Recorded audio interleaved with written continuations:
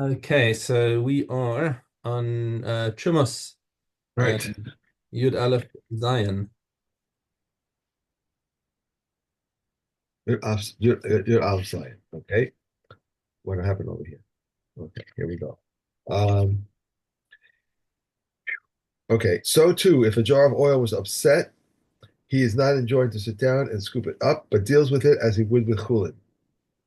If one pours from one jar into another and allows 3 drops to drip, he may put into a chulin, and if he inclined it and drained it, it is truma. And how much truma misa of the might need there be to require him to take it to the priest? An eighth of an eighth. Vetches of truma may be fed to cattle, undomesticated animals, and fowls.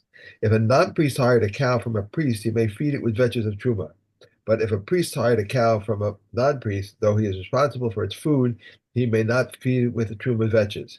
A non-priest who received an praised cow from a priest may not feed it with truma vetches, but a priest who receives an appraised cow with a non-priest may feed it with vetches of truma. Okay. Okay. All right. For our final Mishnah, we're dealing with Shemen Streifa. Shemen Streifa is Tame Truma oil. So that this is it's a special case Truma oil because it's still very useful even when it's Tame. And because it's burning is like that's what people used for light in the first place. So there's not it's like top grade oil, nothing wrong with it, and all that means that you is that in the burning you can get some great benefit out of it. But it's still Right. intended for the coin to use, and as we'll see now, the Yisrael cannot just take trimmer oil and burn it, even though he's not eating it, because the ownership still is with the coin. And Kashivas is there. But Israel is allowed to benefit from it. And we'll see that now. Okay, madlikin shemen streifa bevate knesios.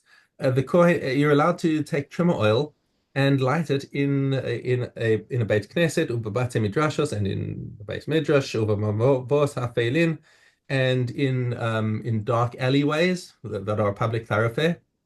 Okay, but al gabe cholin a birshus kohen, and also over sick people to give them some light with the Kohen's permission. Now, question is that birshus kohen over there, how much does it apply? Does it apply just to the last case or to all cases? And many Mefarshim here say that actually you don't need the Kohen's permission for the cases of public need. In other Okay. words, if you have a situation like nowadays where all the oil that we're producing in Tuma, um, and and basically if you're going to take Terumos and Maasros and you're going to put aside the Truma and you can't even give it to the coin really. So now you just need to put it you, make her a din. You should still give it to a kohen so he can burn it and enjoy the light himself. But for public causes, like in a Beit Knesset, a Beit Midrash, or in public thoroughfares, you don't even need to ask a kohen's permission. You just put it there, light it, and it's for the public benefit. And somewhere in there will be a kohen who'll benefit as well. And we don't even bother asking for permission. But over a chole, there you need to have a kohen to say, here's your oil. Would you mind if we used it for this chole? Okay. Others say that no, you actually need the permission of the kohen in all cases. Okay, Abbas Yisrael shenises lekohen, right? So you've got like my daughter, who's married to a kohen, but he lemuda tel Avia, but she often comes to our house. Aviha madlik b'shosa. So if I've got some trimmer oil, some tame trimmer oil, that is, if it's tahor, it has to be given to the coin, no question. But if it's tame, then I'm allowed to light the oil for her in with her permission. Okay, because I could give her the oil straight. Madlikin beveis hamishte, uh, aval lo beveis ha'evel. You're allowed to light oil in at a wedding hall. Okay, but not in House of Avelus. This is the Divrei Rabbi Yehuda. Why Rabbi Yehuda says that in a base of Mishteh, people are wearing their good clothes and they're not going to want to try and use the oil for their own purposes because they might spill it on their nice clothes. But in the base of Abel, not so much. It's Right. right. You're not necessarily when you're in your business. Somebody wants to come and take the oil and move it somewhere else and maybe use it for his own personal purposes. So that's Rabbi Yehuda.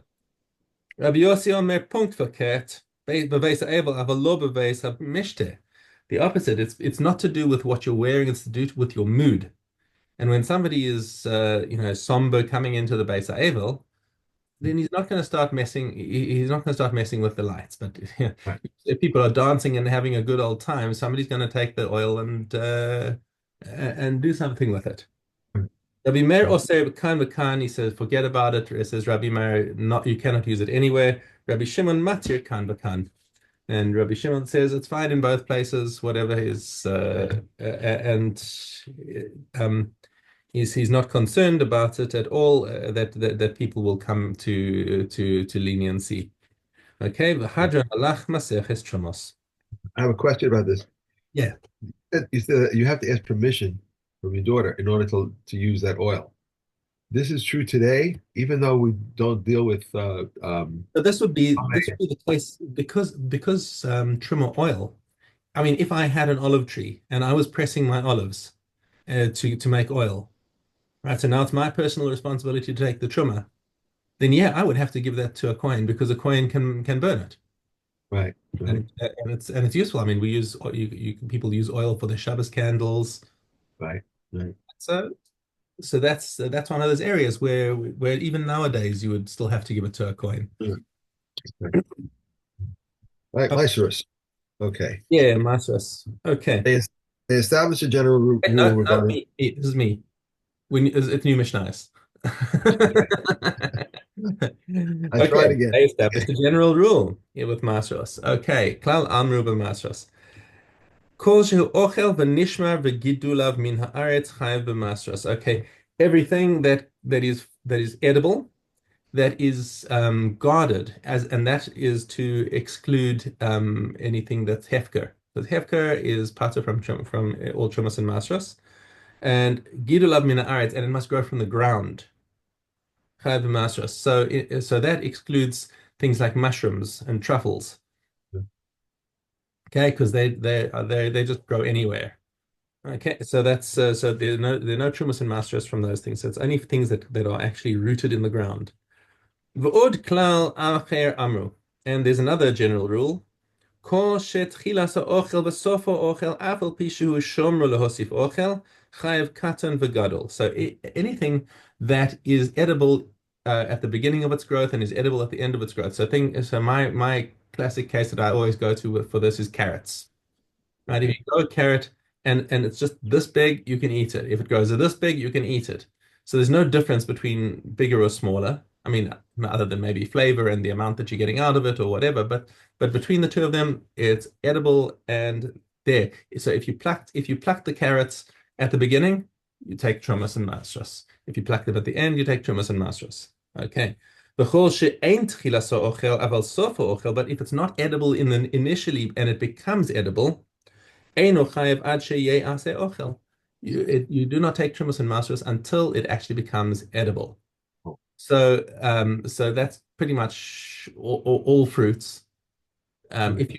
If you picked the fruits early before they were edible to humans, and let's say I don't know, you had some industrial use for unripe lemons as a detergent or something like that, and that's what you wanted to use it for, no Terumos and Maasros on that. Okay. And from what point do the fruits become chayav in Maasros? So he goes through a list of practical cases of fruits that people used to grow. Hatanium, figs, mishiyavchilu. That's when shiyavchilu they start to ripen. It's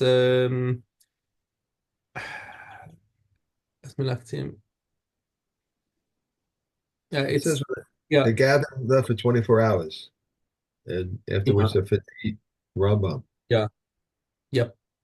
Okay, so it doesn't give it like some sort of description for by the figs as what they look like when they're ready, but it's when they start to be ripened. Okay, anavim v'havashim mi she'iv ishu. Okay, so grapes and ovashim, um, Wild grape, wild wild grapes. grapes. from the time that you can see the seeds inside the grape. Right? When they start developing, it's very opaque. But as they ripen, you can actually see through the skin and the fruit to the seeds. Okay. Ha'og v'ha'tutim mishiadimu. Og is sumac, right? Um, Sumac, yeah. and tutim, berry, Mulberries. strawberries, yeah. Mulberry. Huh? Mulberries. Mulberries, yeah. Okay. Today tutim are obviously strawberries. From when they redden. And that applies to all fruits that go red or a darker color from when they change color.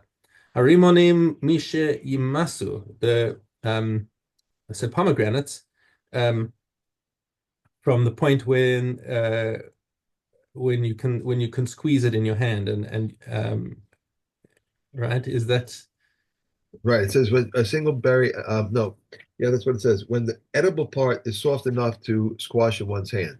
yeah, okay. Hatmarim mishi atilu seor. That's dates when they lose the furry stuff. And it Or, says or when oh, sorry. when they begin to swell like dough. Oh, Mishiatilus, or beg your pardon, I read it wrong. Right, so when they begin to swell like dough, yeah. Okay, thank you.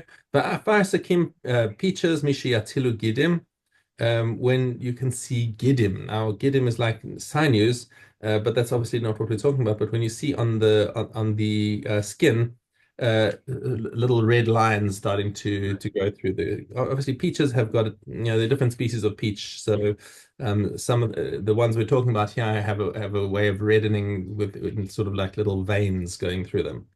There are different variety of peaches. Hmm? Different variety of peaches. Variety of peaches, yeah. Really? Um, I didn't. there are lots of varieties of peaches for sure. I mean, have you ever had cling peaches? I don't know. I don't know. I Cling used peaches to. are the ones that you get in the can. Oh, those? No, no. Like cling peaches. You know, Yellow peaches. Those I, are they I grow in tried. South Africa. You can buy cling peaches in the shops in South Africa raw. Just fresh. Oh, not here. Not here. They Okay. have and they have the same flavor that they have in the cans. Really? Yeah, it's a slightly different flavor from your regular peaches. I try to stay away from canned fruits and stuff. Too much sugar and all. Yeah. Um, Egozim misheyasu megura, the nuts. Okay, that's walnuts, I think. No, it Um, says nuts and almonds. nuts and so that's Rabbi Yehuda talks about nuts and almonds when they make a klipa, when they've got a shell. But Right.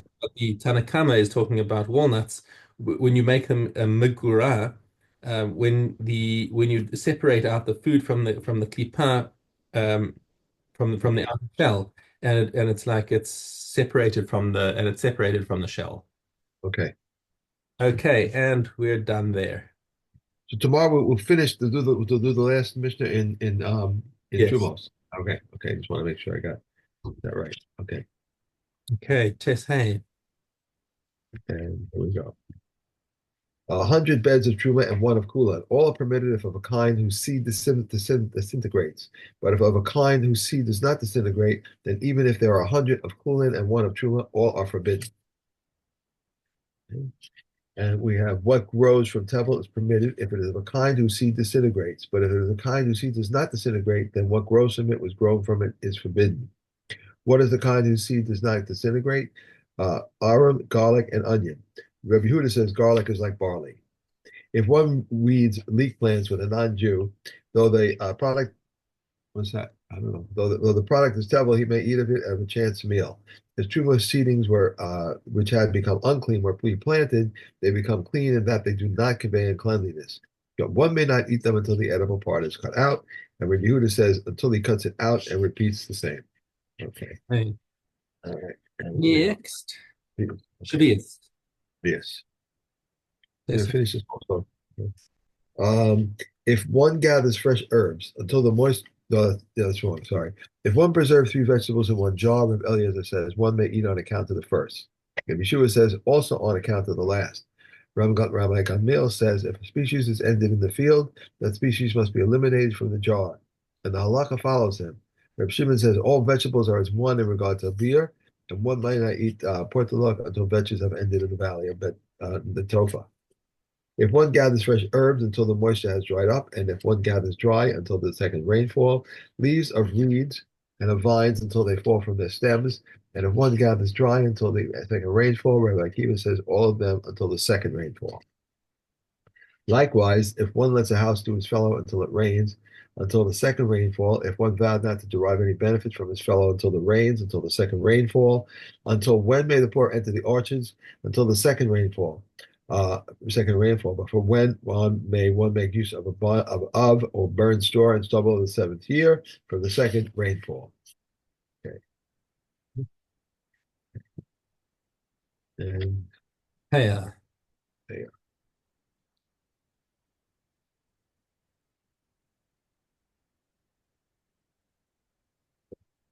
Hi. Hey. Among trees, the sumac, the carobs, the nuts, and the almonds, the vines, the pomegranates, the olives, and the palms are subject to payah. One always gives payah and is exempt from the maasros until it is even. And he may give it as hefka and it is exempt from maasros until it is even. And he may feed cattle and wild animals and birds and he is exempt from maasros until it is even. And he may take from the granary and he may sow and it is exempt from the maasros until it is even. Torah is Rabbi Akiva. If a priest and a Levi purchase the threshing floor, the maasros are theirs until it is even. If a person consecrates and redeems, he is liable maasros until the treasurer evens. And these form a division regarding the pay the brook, the channel, and a private way, and the public way, and the public path and the private path that has been permanent for the sunny season and for the rainy season, and the uncultivated and the plowed field, and another seed. If a person reaps for fodder, it forms a division, so says Rameya, and they'll come and say he does not form a division unless he plowed. Okay. And Oleos. Okay. Gimel. A rod that is on top of a doorway, even if it is 100 cubits high, spreads tumah no matter how narrow it is. These are the words of Rabbi Yeshua. Rabbi Yochanan ben Nuri says, do not treat this as any stricter than a ledge. A ziz-type ledge encircles the entire house and overlaps 3 fingerprints of the doorway. If tumah is inside the house, utensils underneath the ledge become tameh. If tumah is underneath the ledge, Rabbi Eliezer rules the house tameh, and Rabbi Yeshua says it's tahor. The same applies in a courtyard surrounding by an awning. There are 2 ledges, one above them, each a handbreadth wide, and there is a cube handbreadth between them. And if there is a tumah underneath them, whatever is underneath them becomes tameh. If there is tumah between them, whatever is between them becomes tameh. If there is tumah above them, whatever is directly above to the sky becomes tameh. If the upper one extends beyond the lower one by a handbreadth, a tumah is underneath or between them. Whatever is underneath or between them becomes tameh. But if there is tumah above them, directly above it up to the sky becomes tameh. If the upper one extends beyond the lower one by less than a handbreadth and tumah is underneath it, whatever is underneath them or between them becomes tameh. If there is a tumah between them or beneath the extension, Rabbi Eliezer says, whatever is underneath them or between them becomes tameh. If Yeshua says, whatever is between them and whatever is underneath the extension becomes tameh, and whatever is underneath the ledges themselves remains tahor. Okay. And we have a Vodazora. Okay. Reb Mishael says 3 stones, one next to the other, lying next to a Marcellus, are prohibited, but 2 are permitted. The comments say those which appear to be with it are prohibited, but those which do not appear to be with it are permitted. If one found on top of its coins or on garments or utensils, they are permitted. But if he found vines of grapes or wreaths of grain stalks, they are prohibited, or wines, oils, flowers, they are prohibited, or anything the likes of which are brought on the temple altar, they are prohibited. If an idol had a garden or a bath, one might benefit from them without consideration, but one may benefit from them for consideration. If it belonged to it and to others, one may benefit from them with or without consideration. Okay. And we have the Gimel. If one of them was forbidden to one brother by the ever prohibition, and the second one was forbidden to the other brother by ever prohibition, the one forbidden to this brother is permitted to the other brother, while this one permitted to that brother is permitted to this brother. This is what is meant by the statement, if her sister is her fellow Yavama, she may perform Kalitza or be taken in Yubam. If there were 3 brothers and 2 of them were married to 2 sisters, or to a woman with her daughter and her daughter, or the daughter's daughter or son's daughter, they require kalitza but may not be taken in yibum. Rav Shimon, however, releases them. If one of them was forbidden to him by the urban prohibition, he is forbidden to her but permitted to her sister. If it was a prohibition by commandment or because of sanctity, she requires kalitza but may not be taken in yibum. If there were three brothers, and two of them were married to two sisters, while one was unmarried. If the husband of one of them sisters died, and the unmarried one performed mamar with her, and then his second brother died, then Shammai says his wife remains with him, while the other is discharged as his wife's sister. Rabbi Hillel says he must send away the wife with both a divorce and a kalitza, and his brother's wife with kalitza. About this, it was said, "Woe unto him concerning his wife, and woe unto him concerning his brother's wife." Okay. Okay. And we done. By the way, before you run off,